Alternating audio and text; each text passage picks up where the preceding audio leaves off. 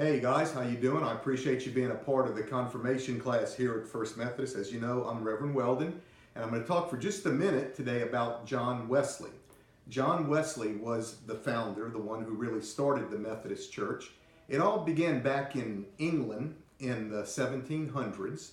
John Wesley was a clergy person in the Church of England back then, and he started this movement of revival, of getting people to come back to church, and it really took off in England and spread to America. But first, let me tell you just a little bit about John Wesley.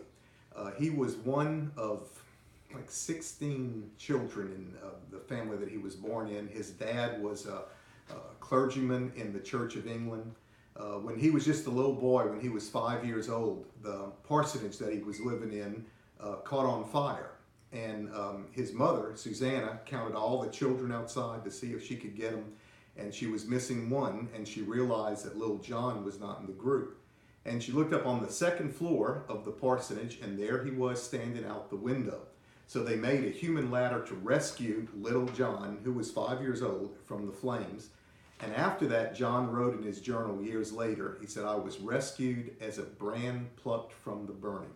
His life was different from that day on. He felt like he was called by God to make a difference in the world and to spread God's word. And he did. He came to America as a missionary when he was a young man, wasn't very successful, had no converts. He went back to England discouraged, feeling defeated. Then on May 24th, 1738, a very important date in Methodist history, John Wesley went to church on a Sunday night, discouraged, disappointed, and in this church service, just a few people were there. A layperson, not a minister, a layperson gave the message that night. And John Wesley felt, and he wrote in his journal again, "I felt my heart strangely warmed." And John Wesley was a different person from that day on.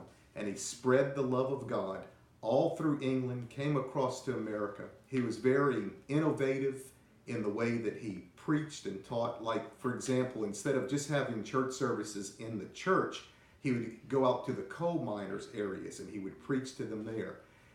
He worked in orphanages and in prisons, and he was just very dedicated to the Lord. So I'm thankful that you're in our confirmation class and that we're thinking today about the one who started the Methodist movement. His name was John Wesley. I pray that these days will be very good for you as you read and study and grow, and we look forward to your day of confirmation.